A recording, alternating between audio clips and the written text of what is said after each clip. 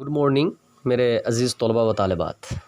आज का ये वीडियो क्लास 7th सबक नंबर 5 रविंद्रनाथ टैगोर उसका पार्ट 2 है। इसको बगौर सुने, पढ़ें और समझने की कोशिश करें, क्योंकि इससे पहले वाली वीडियो में मैं इस सबक से रिलेटेड कुछ बातें ज़िक्र कर चुके हैं, है नहीं।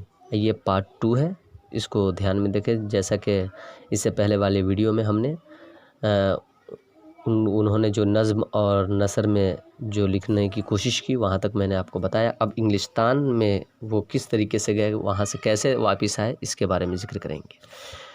तो चलिए स्टार्ट करते हैं। जैसा कि दिया हुआ है कि इंग्लिस्तान में कुछ दिन ठहरने के बाद जैसे गए थे वैसे ही वापस आ गए, यानी वहाँ से कुछ डिग्री हासिल लेकर नहीं आए, कोई डिग्री साथ न लाए। ख़ानदान के लोग नाराज़ थे, इसलिए उनको हुक्म मिला कि शैलदान एक जगह है, पहुंचकर जागीर का इंतज़ाम करें। जागीर यानी खाने पीने का इंतज़ाम करें, है नहीं। यहाँ पहली बार उन्हें हिंदुस्तान की गरीबी और अफलास, गाँव वालों की भलमनसाहट और इंसानियत को गहरी नज़र से देखने का मौका मिला। यहाँ उन्हें गरीब काश्तकारों मतलब गरीब खेती करने वाले, सादा ज़िंदगी से साबका पड़ा, है नहीं। यहाँ वो गरीबों और मज़दूरों के दुख दर्द में शरीक रहे और जागीर का इंतज़ाम इतना अच्छा किया कि सभी मुतमईन हो गए। यहाँ उनकी शायरी को नई ज़िंदगी मिली। उनके बहुत से ड्रामे और गीतों के मजमूए इसी शैलदान की पैदावार है। टैगोर को मौसीकी से भी कुदरती लगाव था। मौसीकी बोलते हैं गाने बजाने। आपने बचपन से मौसीकी की बाकायदा तालीम हासिल की। उन्होंने न सिर्फ गीत लिखे बल्कि उन्हें दिलकश धुनों पर, यानी दिल को अच्छा लगने वाला धुन पर गाकर सुनाया। उन्होंने अपने गीतों की धुनें खुद बनाई। उनकी बनाई हुई धुनें रफ्ता रफ्ता यानी धीरे धीरे बंगाल की सबसे ज़्यादा मकबूल संगीत बन गई। उन्हें राबिंदर संगीत का नाम दिया गया। बंगाल की मौसीकी में राबिंदर संगीत को एक अहम मुकाम हासिल है। टैगोर की एक और बात सुनकर आपको बड़ा अचंभा होगा। उन्होंने 60 साल से ज़्यादा की उम्र में मुसव्वरी सीखी। मुसव्वरी मतलब होता है तस्वीर कशी, यानी तस्वीर को बनाने का हुनर। भला इतनी उम्र को पहुंचकर इंसान किसी नए फ़न को तो क्या सीखता, अपने इस फ़न से भी उगता जाता जिसका वो माहिर होता है। यानी सोचने की बात है।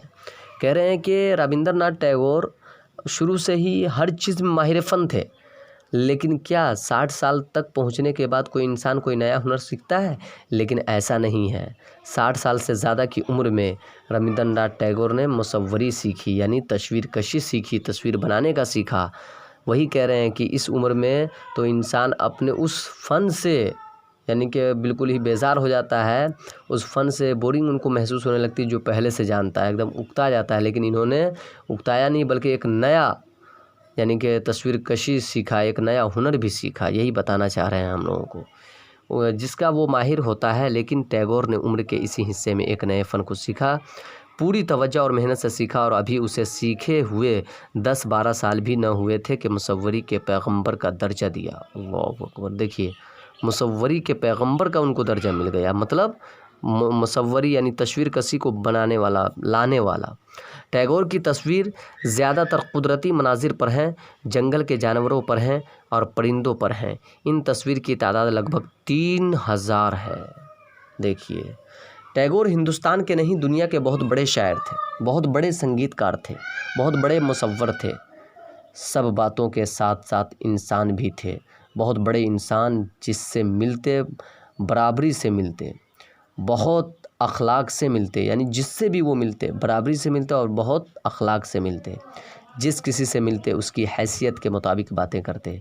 उन्होंने एक ज़मींदार या जागीरदार के घर में आँख खोली थी, लेकिन उनकी सादा ज़िंदगी काबिल रश्क थी। यानी सादा लिबास पहनते थे, खाने में किसी किस्म का तकल्लुफ़ नहीं, हमेशा सादा ग़िज़ा खाते थे। अपने शागिर्दों को भी यही मशवरा देते थे, सादा और कुदरती उसूलों पर ज़िंदगी बसर करो। यानी कहने का मतलब ये है कि वो बड़े ख़ानदान में पैदा हुए, बड़े पैसे वाले में, फिर भी उन्होंने ये पैगाम किसी को नहीं दिया कि आप अच्छा खाओ, अच्छा पियो, बल्कि नहीं, सादी ज़िंदगी उन्होंने पसंद की और सादा ज़िंदगी गुजारने की सबको तलक़ीन की।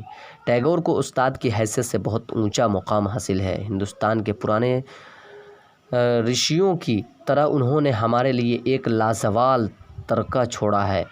لازوال بولتے ہیں جو مٹنے والا نہیں ہو، اور وہ ہے شانتی نکیتن۔ شانتی نکیتن، شانتی نکیتن ایک جو ہے سے ترکہ ہے جو چھوڑ کر کے وہ گئے ہیں۔ انہوں نے کلکتہ سے 90 میل کے فاصلے پر ایک چھوٹے سے اسکول کی بنیاد ڈالی۔ یہاں بچوں کو مفت تعلیم دی جاتی ہے، شانتی نکیتن جو ہے وہاں۔ اس اسکول کو چلانے میں بڑی مالی دشواریوں کا سامنا کرنا پڑا۔ پوری کا گھر بیچا، بیوی کے زیورات فروخت کیے، یعنی فروخت معنی بیچنا ہوتا ہے، اور تھوڑی بہت امداد باہر سے حاصل کی، یعنی مدد باہر سے حاصل کی۔ خدا کر کے اسے وشو بھارتی کی شکل دی، اور اب اس ادارے کو یونیورسٹی کا درجہ حاصل ہے۔ جی کون؟ یہ جو شانتی نکیتن ہے۔ لافانی شاہکار گیتانجلی کا خالق اور قومی ترانہ کا جنم داتا 7 اگست 1941 کو اس دنیا سے رخصت ہو گئے۔ کہہ رہے ہیں کہ قومی ترانہ جن گن من کے جو یہ ہیں داتا جو ہے پیدا کرنے والے، وہ کون ہیں؟ ربندر ناتھ ٹیگور ہیں۔ قومی ترانہ اس کو بولتے ہیں، اور ہندی میں اور انگلش میں نیشنل اینتھم بولتے ہیں، اور ہندی میں راشٹریہ گان بولتے ہیں۔ رخصت ہو گیا۔ ارتھی کے ساتھ کئی میل لمبا جلوس تھا۔ اس جلوس میں ہندو بھی تھے، مسلمان بھی تھے، عیسائی بھی تھے، اور سکھ بھی تھے، دوسرے ملک کے لوگ بھی تھے جو کلکتہ میں رہتے تھے، اور یہ سب شاعر اعظم کے آخری درشن کے لیے بےتاب تھے، بے قرار تھے۔